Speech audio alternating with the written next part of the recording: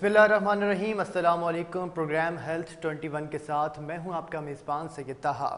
नाज़रीन, ये programme doctor ईसा lab के ताउन से पेश किया जा रहा है और आज के प्रोग्राम में हम बात करेंगे एसोफेजियल कैंसर के हवाले से। डॉक्टर बुशरा के नईमा साहिबा कंसल्टेंट जनरल सर्जन हैं और college of physicians and surgeon की फ़ेलो भी हैं।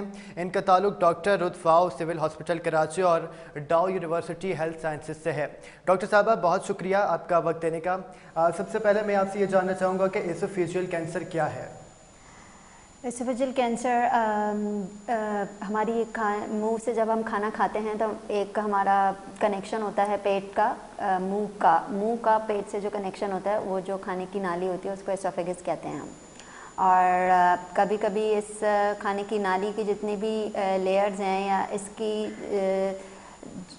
जो इसका जगह होती है वहाँ पर जो खुली होते हैं वो नॉर्मल से ज़्यादा बढ़ने लगते हैं, जिसकी वजह से ये ब्लॉक हो जाती है। तो इसकी वॉल की जो कैंसर होता है उसको हम एसोफेजियल कैंसर कहते हैं। डॉक्टर साहब, इसकी अगर मैं आपसे जानना चाहूँ तो इब्तिदाई अलामात क्या हैं? कैसे एक मरीज़ को पता चल सकता है कि वो इस बीमारी का शिकार हो चुका है? अच्छा, मरीज़ को पता कैसे चलता है? मरीज़ को सबसे पहले तो खाना जब वो खाता है, चाहे वो पानी पिए या फिर हल्की नरम ग़िज़ा खाए या कोई सख्त खाना खाए, तो उसका खाना अटकने लगता है। अटकता वो किसी भी जगह अटक सकता है, वो गले की लेवल पे अटक सकता है या फिर जो है वो सीने के किसी लेवल पे अटक सकता है। इसके अलावा जो है वो हमारे पेट के ऊपरी हिस्से पर भी अटक सकता है, जो कि एसोफेगस का जो लास्ट पार्ट होता है। तो खाना अटकना, खाना खाते हुए दर्द होना, वज़न का घट जाना और इसके अलावा बहुत ज़्यादा मुँह से बदबू आना, क्योंकि जब नीचे ब्लॉकेज होगा तो ऊपर खाना जो है वो जमा हो के तो उसमें उसको हम हेलिथोसिस कहते हैं। तो उसकी वजह से जो है पेशेंट को बहुत ज़्यादा उसका खाना ऊपर आने लगता है। जब भी वो सोएगा तो उसका खाना जो है वो ऊपर, जिसको हम रेट्रोस्टर्नल बर्निंग और हार्ट बर्न भी कहते हैं। डॉक्टर साहब, ये बताइएगा कि जैसे हमने देखा कि बाज़ बीमारियाँ होती हैं वो जेनेटिकली होती हैं, तो इस बीमारी के, इस कैंसर का जेनेटिक्स से कोई ताल्लुक़ है क्या? जेनेटिक्स से इसका ताल्लुक़ कह सकते हैं। अगर फैमिली हिस्ट्री है आपकी एसोफेजियल कैंसर की तो उसमें ये होता है कि उसमें चांसेस बढ़ जाते हैं। मतलब आपकी फैमिली में है तो आपको भी ये है कि आपकी फिर स्क्रीनिंग की ज़रूरत है आपको। बाकी ये है कि सच कोई ऐसा नहीं है कि अगर है तो उसमें 100% मुझे होगा ही होगा। तो दैट रिक्वायर्ड स्क्रीनिंग हम करते हैं उन मरीज़ों की जिनकी फैमिली हिस्ट्री होती है, लेकिन सच कोई जेनेटिक्स का इससे कोई मतलब इट्स वेरी लेस दैन 5%। अच्छा डॉक्टर साहब, हमने देखा है कि हर बीमारी, हमने देखा है कि हमारे जो आसपास के अवामिल होते हैं, हमारी सोसाइटी के या हमारे इर्द गिर्द के जो अवामिल होते हैं वो असरअंदाज होते हैं, जिसकी वजह से बीमारी लाहक हो सकती है। तो इस बीमारी के लाहक होने में क्या क्या अवामिल हैं जो हम पर असरअंदाज हो सकते हैं? हाँ, जो रिस्क फैक्टर्स जिनको हम कहते हैं कि जिसकी वजह से ये एसोफेजियल कैंसर जो है वो कॉजेटिव एजेंट्स कहते हैं, जिनको हम सबसे पहले तो हमारी डाइट, जो हम अपनी डाइट लेते हैं, तो दैट्स द मेन थिंग। आपकी एडिक्शंस, आप क्या क्या खाते हैं। जैसे कोई भी पेशेंट है वो अगर बहुत ज़्यादा स्मोकिंग करता है, smoking is one of the greatest cause of oesophageal cancer. मतलब स्मोकिंग अपर और मिडिल एसोफेगस का मोस्ट कॉमन कॉज है। सेकंड, आपके बीटल नट्स हैं, बीटल रूट्स हैं, जो पान, गुटखा, छालिया जो लोग खाते हैं। बहुत ज़्यादा गर्म खाना खाने से भी रिसर्च से ये साबित है कि इससे एसोफेजियल कैंसर हो सकता है। अच्छा डॉक्टर साहब, अब टेक्नोलॉजी का दौर है, हमने देखा है कि टेक्नोलॉजी आ चुकी है, हर चीज़ में टेक्नोलॉजी इन्वॉल्व हो चुकी है। तो आपने अभी जैसे फरमाया कि ज़्यादा गर्म खाना खाने से ये एसोफेजियल कैंसर जो है लाहक हो सकता है मरीज़ को। तो ये जो माइक्रोवेव अवन्स वगैरह हैं, ये जो हम इसमें गर्म करते हैं या हम प्लास्टिक बैग्स यूज़ करते हैं उसमें खाना गर्म करते हैं, तो इसका उससे कोई लिंक है? हाँ, ये बिल्कुल आपने बहुत इम्पॉर्टेंट चीज़ की तरफ एक यकीन दहानी दिलाई है कि ये जितनी भी माइक्रोवेव्स और ये सारी चीज़ें, रिसर्च से ये साबित है कि these things produce carcinogens and carcinogens can letter आपको जो है एसोफेजियल कैंसर का एक बहुत बड़ा रिस्क फैक्टर है। ये चीज़ जो है वो फ्री रेडिकल्स बढ़ाते हैं। Free radicals are the main cause which can produce carcinogens और उसके बाद फिर ये हो सकता है। एक और वजह जो मैं आपको बताना चाहूँगी, अगर आप बहुत ज़्यादा आपको हार्ट बर्न रहता है तो क्रोनिक हार्ट बर्न के बाद भी अगर ईयर्स एंड ईयर्स आपको हार्ट बर्न है तो that can later step by step can lead to oesophageal cancer. अच्छा डॉक्टर साहब, हमने अलामात की बात की थी। अगर हम ज़ाहिरी अलामात की बात करें, जैसे आपने कहा कि एसोफेगस से इसका ताल्लुक़ है, तो ज़ाहरी अलामात में क्या सीने में दर्द या इस तरह की कोई ज़ाहरी अलामत से कुछ पता चल सकता है क्या? बिल्कुल, ये पता ही प्रॉपर हिस्ट्री के 3-4 चीज़ों से ही हम लोग ये डायग्नोस कर लेते हैं कि पेशेंट को ये बीमारी हो सकती है। आपका खाना अटक रहा है, आहिस्ता आहिस्ता शुरू होता है। सबसे पहले आपका पानी अटकना शुरू होता है, पानी के बाद आपका हल्की नरम ग़िज़ा अटकना शुरू होती है, मतलब अगर आप कोई सॉफ्ट डाइट भी लेते हैं तो आपका अटक रहा है। फिर लेटर ऑन आपका जो है वो स्टेप बाय स्टेप, पहले आपका खाना अटक रहा है, फिर उसके बाद सॉफ्ट डाइट भी अटक रही है, उसके बाद आपका पानी भी अटक रहा है। Later on patient can not even deglutate his own saliva, तो फिर ये इट्स द एंड कि अगर आप अपना सलाइवा भी डेग्लुटेट नहीं कर पा रहे हैं तो इट मीन्स कि इट्स ठीक है। अच्छा, आपने कहा कि जैसे खाना अटकता है और ज़ाहरी अलामात में ये सामने आता है, सांस से, या आपने देखा कि कुछ लोगों को सांस का मर्ज होता है, खांसी आती है या बलगम रहता है सांस की नाली में, इसका उससे कोई ताल्लुक हो सकता है क्या? मिसाल के तौर पर किसी को ज़्यादा खांसी आ रही है तो इस बीमारी की तरफ, कैंसर की तरफ इशारा तो नहीं है कहीं ये? देखें, अगर आपको एसोफेजियल कैंसर ऑलरेडी है और उसके बाद आपको खांसी या खाना जो है सांस की नाली में जा रहा है, तो दैट्स द कॉम्प्लिकेशन कि अब आपका जो कैंसर है दैट इज़ बियॉन्ड, अब वो आगे की तरफ चला गया, मतलब उसका कैंसर इतना फैल गया है कि उसने पीछे आगे जो सांस की नाली है उसकी तरफ रास्ता बना लिया। लेकिन वैसे अगर आपको कोई रेस्पिरेटरी कॉज है, आपको कॉफ है या वो है, that can not lead to oesophageal cancer, वो प्राइमरीली आपको कॉज नहीं कराएगा, but it is the complication जिसको हम कहते हैं ट्रैकियोएसोफेजियल फिस्टूला, कि एसोफेगस का ट्रैकिया से कम्युनिकेशन बन जाता है, बिकॉज कि वहाँ पे अगर कैंसर है तो वो इरोड करता है ट्रैकिया को और उसकी वजह से वो हो सकता है। अच्छा डॉक्टर साहब, अब हम इस तरफ बढ़ेंगे, क्या एसोफेजियल कैंसर को रोका जा सकता है? देखें, रोका नहीं जा सकता, लेकिन इसके डिज़ीज़ प्रोसेस को स्लो किया जा सकता है, इसको टाइमली डायग्नोज किया जा सकता है, और इसकी अगर टाइमली डायग्नोसिस हो गई तो पेशेंट को ये बताने की ज़रूरत है कि इफ़ यू आर डायग्नोज्ड उसकी ट्रीटमेंट पॉसिबल है। बहुत से ऐसे पेशेंट्स हमारे पास आते हैं स्टेज 1, 2, 3 से बियॉन्ड होते हैं, तो 4 में तो हम उनको कुछ भी नहीं कर सकते, लेकिन जो है अगर दे आर टाइमली डायग्नोज्ड तो they can be cured. Doctor साहब ये बताएं कि तरीके इलाज क्या होते हैं? जैसे हमने देखा कि कैंसर की जो बाकी टाइप्स होती हैं, जैसे ब्लड कैंसर होते हैं उसमें केमोथेरेपी होती है, बाकी चीज़ें होती हैं, तो इस टाइप में भी क्या इसी तरह का तरीका इलाज होता है? अच्छा, इसमें भी बिल्कुल इसी तरह होता है। Surgery is the main stay of treatment, surgery तो मस्ट है।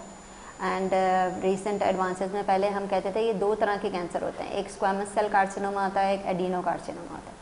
बाकी और टाइप्स के भी कैंसर होते हैं, लेकिन मेजर ये 2 होते हैं। तो स्क्वामस सेल में पहले कहा जाता था कि इफ़ कीमो रेडियो से कम्प्लीटली क्योर हो जाता है, इसमें सर्जरी की नीड नहीं होती। अच्छा, सर्जरी डॉक्टर साहब किस टाइप की होती है? मिसाल के तौर पर आज अगर हम देखें तो जदीद तरीका इलाज भी आगे सर्जरीज मुख्तलिफ टाइप्स की होती हैं, तो इसमें कौन सी सर्जरी की टाइप होती है? देखें, सबसे ये अच्छी बात होनी चाहिए कि पेशेंट को हम ये बताएं कि आपका कैंसर जो है वो निकल आए, तो दैट्स द मेन थिंग, कि जो है वो मज़ीद और ना फैले जिस भी स्टेज पर वो डायग्नोज हो गया। अगर वो डायग्नोज हो गया है तो उसकी सर्जरी के लिए हमारे पास बहुत सारे ऑप्शंस हैं, जैसे निकालना तो है कैंसर को, अगर वो अपर एसोफेगस का कैंसर है, मिडिल का है, लोअर का है, तो डिपेंड्स उसकी अकॉर्डिंगली वो टाइप ऑफ सर्जरी डिसाइड होती है। इसमें हमारे पास ओपन अप्रोचेस भी हैं, लेप्रोस्कोपिक अप्रोचेस भी हैं। ओपन अप्रोच मतलब कि जिस जगह का कैंसर है हम एक चीरा चेस्ट पे लगाते हैं, एक स्टमक पेट पे लगाते हैं, एक गले में लगाते हैं, डिपेंड करता है कि जहाँ हमें कैंसर निकाल के उसको जोड़ना है उसकी खाने की नाली को। अच्छा डॉक्टर साहब, ये आपने ना मेडिकली तरीका इलाज बताया कि किस तरह हम अगर हो चुका है तो अब बचा सकते हैं, आगे मज़ीद फैलने से रोक सकते हैं। हमारे जो लोग हैं या वो हैं वो कहते हैं कि यार हमें कोई नेचुरल या देसी तरीका बताएं, या कोई ऐसा तरीका बताएं जिससे हमें यह है कि बचा जा सके या हमें दवाई वगैरह उससे बचा जा सके। तो फ्रूट्स या कोई ऐसा देसी तरीके या नेचुरल कोई चीज़ ऐसे है जिससे हम उसको रोक सकते हैं, कोई ऐसे फ्रूट्स या कोई ऐसी वेजिटेबल्स या कोई ऐसी जड़ी बूटियाँ जिससे हम मज़ीद फैलने से रोक सकें या इसको आगे बढ़ने से रोक सकें?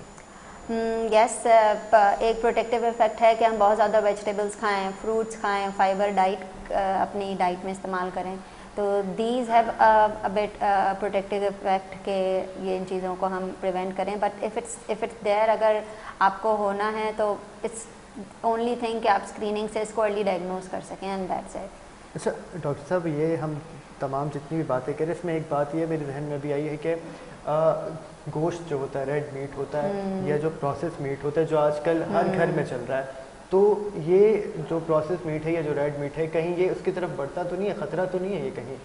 देखिए वही बात है कि process meat and canned food and बहुत ज़्यादा कोयले पे पकाया हुआ, जैसे लाइक हम जो बारबेक्यू कोयले पे डायरेक्ट पके हुए जो हमारे खाने होते हैं, तो दैट कैन लीड कि ये है एक रिस्क फैक्टर है, कैंड फूड, कोयले पे पके हुए फूड और ये सारी चीज़ें जो लॉन्ग स्टैंडिंग रखी होती हैं तो उसमें कार्सिनोजेंस पैदा होने के ज़्यादा चांसेस हैं and that can lead to one of the risk factors. Doctor साहब, जैसे आपने कहा कि स्मोकिंग जो है, तंबाकू नोशी के जो भी है वो इसके ख़तरे को बढ़ा देती है।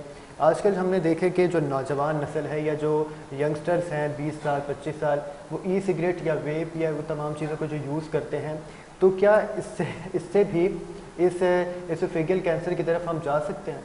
या बिल्कुल, इट्स जस्ट लाइक हमने स्मोकिंग को एक मॉडर्नाइज टर्म दे दिया जिसको हम वेप्स एंड ई सिगरेट्स कहते हैं।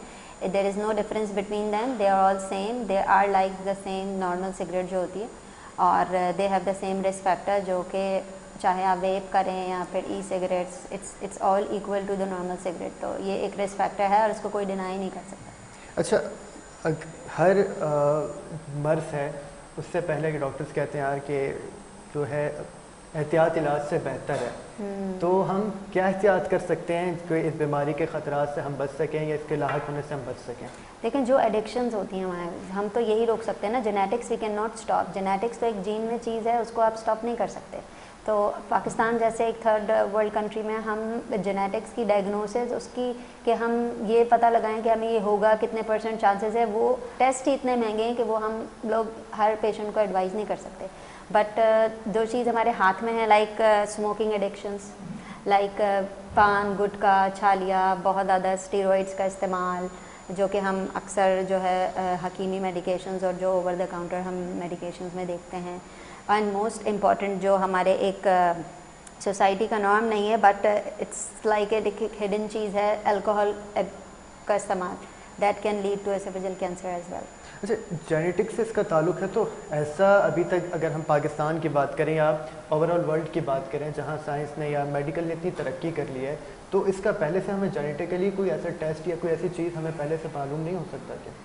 देखिए इसमें अभी एसोफेजियल कैंसर में इतनी बहुत एडवांसमेंट्स नहीं आई हैं, हमें रेक्टल कैंसर में मिल गया, ये ब्रेस्ट कैंसर में अगर जेनेटिक्स अगर हमें पता चल जाए उसमें है, लेकिन एसोफेजियल में it's very less, it's still in process, but still the test are so expensive, ये अभी पाकिस्तान में तो अवेलेबल नहीं है।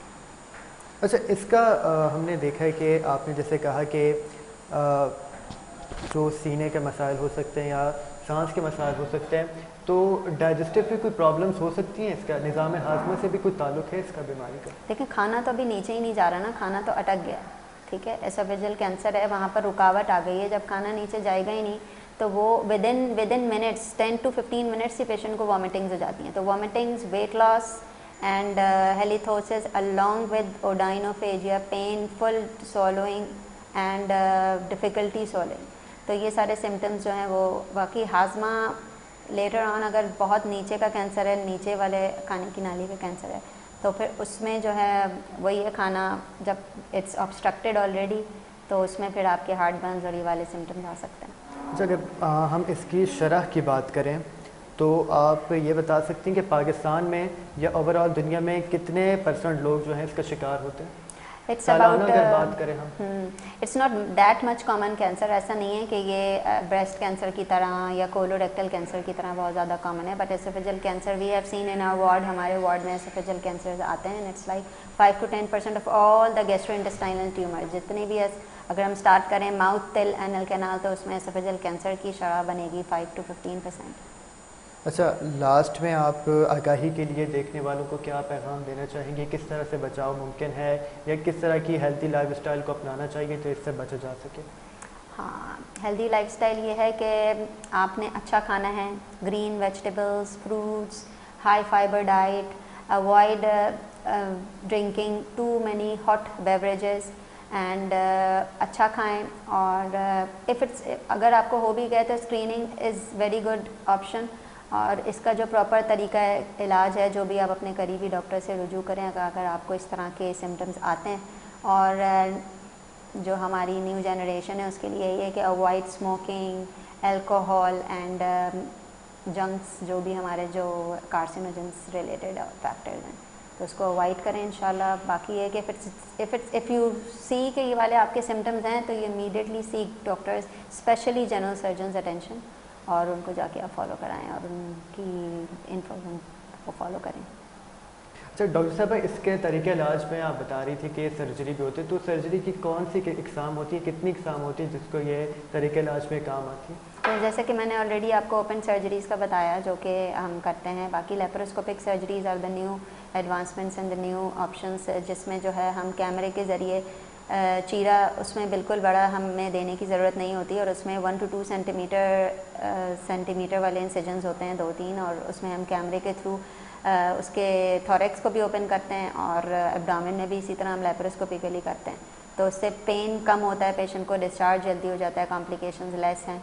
एंड इसका post op recovery it's also it's time taking and it's very, patient को बहुत ज़्यादा जो है बकअप करना पड़ता है, प्री ऑपरेटिवली पेशेंट को समझाना पड़ता है कि आपको ये चीज़ें पोस्ट ऑपरेटिवली करनी है, तो ये सारी चीज़ें देखनी होती हैं। ठीक है। डॉक्टर बुशरा के नईम साहिबा कंसल्टेंट सर्जन हैं, फेलो हैं college of physicians and surgeon की, और MBBS इनका ताल्लुक़ है doctor Ruth Pfau civil hospital Karachi से और Dow university of health sciences से। डॉक्टर साहब बहुत शुक्रिया आपका। इसी के साथ अपने मेज़बान सैयद ताहा को दीजिए इजाज़त। अल्लाह हाफिज़।